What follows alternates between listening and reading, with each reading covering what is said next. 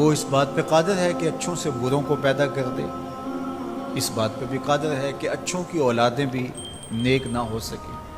حضرت نوح علیہ السلام کا فرزند اور حضرت لوط علیہ السلام کی بیوی اب صالحیت کے ماحول سے بھی اس طرح کی نشأت ہو جاتی ہے، اور ابو جہل کا بیٹا اکرمہ ایمان کی دولت سے مالا مال ہو جاتا ہے۔ تو یہ عمومی طور پہ نہیں ہوتا، اس طرح کے واقعات گاہے گاہے ہوتے ہیں کہ اچھوں سے برے پیدا ہو جاتے ہیں اور بروں سے اچھے پیدا ہو جاتے ہیں، اور ایک ہی شاخ پہ پھول بھی لگ جاتا ہے، کانٹا بھی لگ جاتا ہے۔ ایک شخص کی ساری اولاد نیک نہیں ہوتی، بری بھی ہو جاتی ہے، صالح بھی ہو جاتی ہے، اور برے لوگوں کے گھروں کے اندر نیک لوگ بھی پیدا ہو جاتے ہیں۔ لیکن جو عمومی ضابطہ ہے وہ یہ ہے کہ ماں باپ کا نیک ہونا اولاد کی صالحیت کا معیار بن جاتا ہے، اور والدین کا برا ہو جانا اولاد کے برا ہونے کا ذریعہ اور سبب بن جاتا ہے۔ کل مولود یولد علی الفطرہ فابواہ یہودانہ او یمجسانہ او ینصرانہ او کما قال النبی صلی اللہ علیہ وسلم۔ حضور علیہ السلام نے ارشاد فرمایا ہر پیدا ہونے والا بچہ فطرت سلیمہ پہ پیدا ہوتا ہے۔ اب اس کے ماں باپ اس کو یہودی بناتے ہیں، اس کے ماں باپ اس کو عیسائی بناتے ہیں، اس کے ماں باپ اس کو مجوسی بنا دیتے ہیں۔ ہندوؤں کے گھر میں پیدا ہونے والا بچہ بت کے آگے ہاتھ جوڑے کھڑا ہوتا ہے، مجوسیوں کے گھر میں پیدا ہونے والا بچہ آگ کو پوجا پاٹ کر رہا ہوتا ہے، آگ کی پرستش کر رہا ہوتا ہے، اور مسلمانوں کے گھر میں پیدا ہونے والا بچہ اللہ وحدہ لا شریک کو ماننے والا ہوتا ہے۔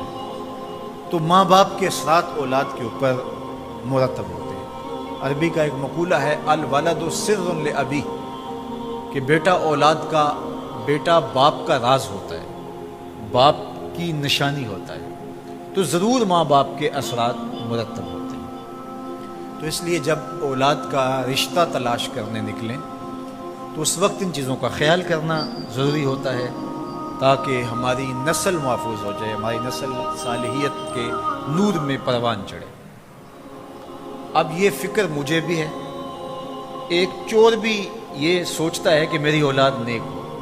بہت سارے لوگ جو خود نماز نہیں پڑھتے وہ اپنی اولاد کو لے کر کے آتے ہیں کہ اسے کوئی تعویذ دیں، ہم نہیں پڑھتے یہ تو پڑھے۔ تو عمومی طور پہ یہ آرزو ہوتی ہے اپنی اولاد کے بارے میں، اور انسان سوچتا ہے۔ اب حضرت عمر رضی اللہ تعالیٰ عنہ کو اپنے بیٹے عاصم کے لیے رشتے کی تلاش تھی کہ کوئی صالح خاتون میسر آئے اور میں اپنے بیٹے عاصم کا اس سے نکاح کروں۔ اور عاصم بن عمر رضی اللہ تعالیٰ عنہ پروان چڑھ رہے تھے، جوانی کی دہلیز پر تھے۔ آپ جانتے ہیں کہ حضرت عمر رضی اللہ تعالیٰ عنہ کا دور خلافت عدل و انصاف پر مشتمل تھا، اور وہ خود رات کو گشت کیا کرتے تھے اور دیکھتے تھے کہ کسی گھر میں مفلسی کا ماتم نہ ہو، کوئی کسی پہ ظلم، جبر اور جور اور زیادتی نہ کر رہا ہو، عدل و انصاف قائم ہو، لوگوں کا خیال رکھتے، لوگوں کی ضروریات کا خیال رکھتے۔ تو ایک گھر کے قریب سے گزرے، سحر کا وقت تھا، تو بیٹی کو اس کی ماں کہہ رہی تھی کہ دودھ میں پانی شامل کر لو۔ تو بیٹی نے کہا کہ امیر المومنین نے منع کر رکھا ہے کہ یہ دھوکہ دہی ہے۔ تو ماں نے کہا کہ امیر المومنین عمر کب دیکھ رہے ہیں؟ تو بیٹی بولی عمر نہیں دیکھ رہا، عمر کا رب تو دیکھ رہا ہے۔ تو حضرت عمر رضی اللہ تعالیٰ عنہ نے جب اس بات کو سنا قدم رک گئے، گھر پر کوئی نشان لگایا، اور صبح اپنے بیٹے کے رشتے کے لیے اس بیٹی کو پیغام بھیج دیا، اس کی ماں کو پیغام بھیجا کہ میرے بیٹے عاصم کے لیے اس بیٹی کا رشتہ چاہیے۔ اور عاصم حضرت عمر کا فرزند اس خاتون سے نکاح کی بندھن میں بندھ جاتا ہے، اور اللہ جل شانہ ان دونوں سے ایک بیٹی عطا کرتے ہیں جن کا نام لیلہ ہے، لیلہ بنت عاصم۔ لیلہ بنت عاصم کا نکاح ہوتا ہے عبد العزیز بن مروان بن حکم سے۔ اب عبد العزیز اور لیلہ بنت عاصم مروان کا بیٹا اور حضرت عمر رضی اللہ تعالی عنہ کی پوتی کا آپس میں نکاح ہوتا ہے، اور ان دونوں سے ایک بیٹا پیدا ہوتا ہے جس کو دنیا حضرت عمر بن عبد العزیز کے نام سے یاد کرتی ہے۔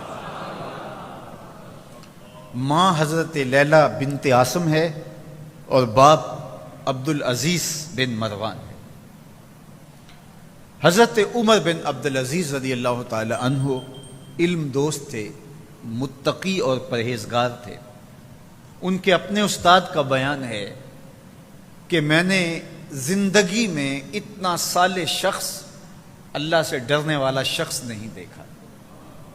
اللہ تعالیٰ جل شانہ کا خوف، اس کی خشیت، اس کا ڈر جو ان کے سینے میں موجود ہے، میں نے ایسا خوف اور ایسی خشیت کسی شاگرد میں نہیں دیکھی تھی۔